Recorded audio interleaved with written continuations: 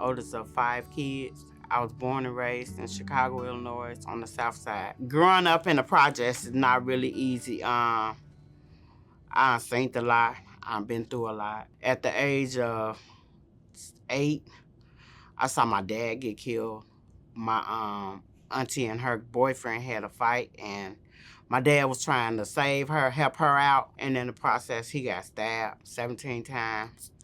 He was in the coma for 6 months. Later on, he had died. I've been molested from the age of 13 till like 16. I don't know how long. I mean, when it began, but I know my first son, I had him when I was 16. So for a long time, I thought that he was my stepdad's child. I've been through a lot. My mom died when I was 20. I had 3 kids at the time. Me and my mom, we never had a good relationship, I guess because I was so rebellious. My mom never taught me the true meaning of how it feels to be loved because she never, she was there, but she was an absent parent because she drunk all the time. She was drunk all the time. So my grandma was there, but she was older. She couldn't take care of me and the rest of my cousins because everybody stayed with my grandma. So it was really hard and very emotional. My first intervention with drugs was marijuana, and I started smoking at a very young age. My grandma sold it, my auntie sold it, so anything they had left over, like dust and stuff, they would give it to me, and that's practically what I did. I was 18 when I was introduced to cocaine. I started off tooting, and then my first cousin introduced me to it's crack now, but at the beginning it was called freebase. I wasn't really into it. It was just the fascinating of seeing what she was doing that I really wanted to try it. I got to a really bad point to where I lost my kids due to the uses of my drug habit. Like in 92, I started getting arrested for possession, delivery, whatever it was doing with drugs. I had a long record, prostitution. And when I was in jail, they used to always tell us we had to do a treatment program. But it was never based on God. It was always a 12-step program. And it'll work for a little while, but I always felt like I was missing something. I kept missing the mark. 2014, I had a series of surgery. My health was getting bad. I had started drinking by now. I was released from the hospital September the 15th, 2014, from having my hernia repair. Me and my son had this real big argument. He came, his stuff was at my house. He came to get my stuff, came to get his stuff. We translated in a few words back and forth. And like the next day after he came and got his clothes, he still had a few things he had to come get. And it was the worst day of my life. I could never understand how could someone that you give birth to try to kill you. I was stabbed 7 times. I was stabbed up and down my legs, my arms. He sat in the middle of my stomach and talked every time he stuck me. First, when he came in, he hit me when I opened the door. I just knew it was him because I know how he is. I just opened the door and let him in because I'm figuring, okay, you just going to come and get your stuff and that's going to be it. But he had other plans. He came in, we fought in the kitchen. He hit me with 3 chairs. He put cooking oil on me, told me he was going to set me on fire. And he cut me. My ear was hanging off. My right ear was hanging off by a piece of tissue. That was the only thing keeping my ear together. And I had, and he cut me right here, all the way to my temple. So I had 200 and some stitches in my face, between my ear and my temple. And 2016, they gave him 6 years. By this time, I was full blown. I was right back out there. I know I really hadn't surrendered. I came to the point to realization that my life was still in a mess. I didn't care about nothing. I didn't care. I had lost my apartment. My kids had stopped talking to me all over again. My family then, I couldn't even go to my family house no more because I was just out there. I get disability. I was spending my whole check. I didn't know what I never been really homeless.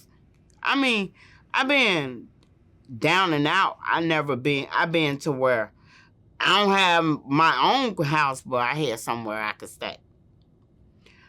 At this point, I had nowhere to go. I was spending my whole check.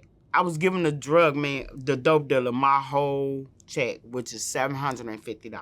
I was just like, God, I can't do this no more. I'm tired. Please help me. And so my dealer, the guy I was working for, came looking for me. I was at this guy's house. Some stuff had came up missing. And I'm like, I know I didn't do it. I didn't do it. And he was like, he didn't care. He didn't want nobody else staying with him anymore. And I knew then that I had to do something different. It was over with. It was at the point. My kid's father had died. I couldn't even be I was so far in my addiction. I couldn't even be there for my daughter when her dad died. I got up that morning. It was in February. I don't remember the exact date, but it was like somewhere in the beginning of February. I got up that morning, and I'm like, okay, gotta do something. But what I'm gonna do? Then, and I know it was the devil playing. I know it was me fighting against God. Because I'm like, okay, I'm going to go over here. I'm going to see if somebody going to give me a rock. Then I turn around and say, nah, okay, I'm going to go over here. I'm going to see if I can find me somewhere to go. And I did that for like 30 minutes in the middle of the street, trying to figure out which way I was going to go. And I just did that last turn, and I just took off walking. And I walked, and it was cold outside. I was cold. I was hungry. I was dirty. And I was like, okay, I just quit. I can't do it no more. And as I was walking, I was like, okay, God, I know. I'm like, okay, I know what I need to do. Show me where to go. Point me in the direction I need to go. And I'll go. And at that moment, I just started walking. I went to a friend's house. I went to my old, where I live with my son, with the accident with my son. I went to that neighborhood first. I ran into my friend, and I asked her, I said, I'm cold. And she told me, she said, well, go in Cliff House. He stayed next door to where I live, and get warm. So I sat in there for a little while, and I got warm. He was leaving at 12 o'clock to go to work. And I was telling my friend, her name Dana, I say, Dana, I don't know what to do. I don't have nowhere to go. And she say, go to the nearest police station and tell them you hungry and you homeless, and they'll take you somewhere. I walked there, and I had sat there. I went in, I asked the lady, I say, I'm homeless and I'm hungry. And the lady told me to call 311 and give them my name and stuff. And she tell them Officer Smith recommended me to call for shelter. And I was there like 4 or 5 hours just on that bench. And I didn't know what to expect. I didn't know what to expect. I woke up, I was hungry again. They told me they ain't had no more food to give me. An officer had gave me $15. And I went to the machine in the police station, had got me a soda, and had got me a snack. And as I was getting ready to eat, Catholic Charities had pulled up. They told me there was nowhere they only had one place that they could take me. And I was like, I don't care where it's at. I just want to go somewhere where I know I could be safe and I can rest. I wasn't even thinking about getting in a program. I just wanted to come out the cold. And they said, we can take you to PGM. And I was like, I had heard of it, but I really never knew what PGM was. And I was like, okay, I don't care. As long as I can go get some rest. As long as I can be safe. As long as I can get out the cold. And they brought me here. And I was downstairs in the day room for like 4 days. And I remember Miss Felicia. And I remember Miss Ross. I kept trying to get their attention because I was trying to tell them that I had heard that it was a program. When I got here, I was sitting in the day room, you hear a lot of stuff. I was sitting in the day room and they told me Miss Felicia was my counselor for down there. That if I needed any help with anything, that I could talk to her. So I was sitting there, and every time I tried to talk to her, it was always a lot of people. She was telling me, no, I can't talk right now. I got to deal with this person. I got to deal with this lady. I got to deal with this lady. And I was just like, okay, Lord, you brought me here. Now what? I want to get some help. Okay, I sobered up. And then one day I sat down and I seen Miss Benita from the New Day program. She came in and she was talking about their substance program. It was like, soon she started talking and I looked at her and she looked at me. She stopped the whole program, told me to come here. She's like, come here.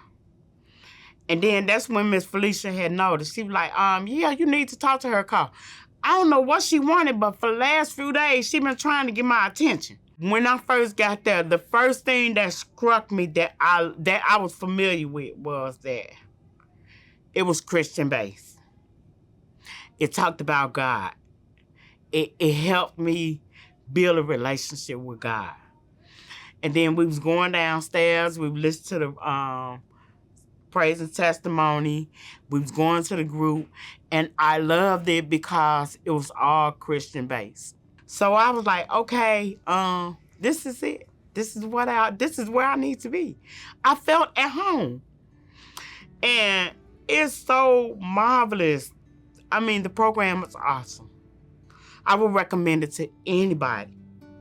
I talk about it all the time.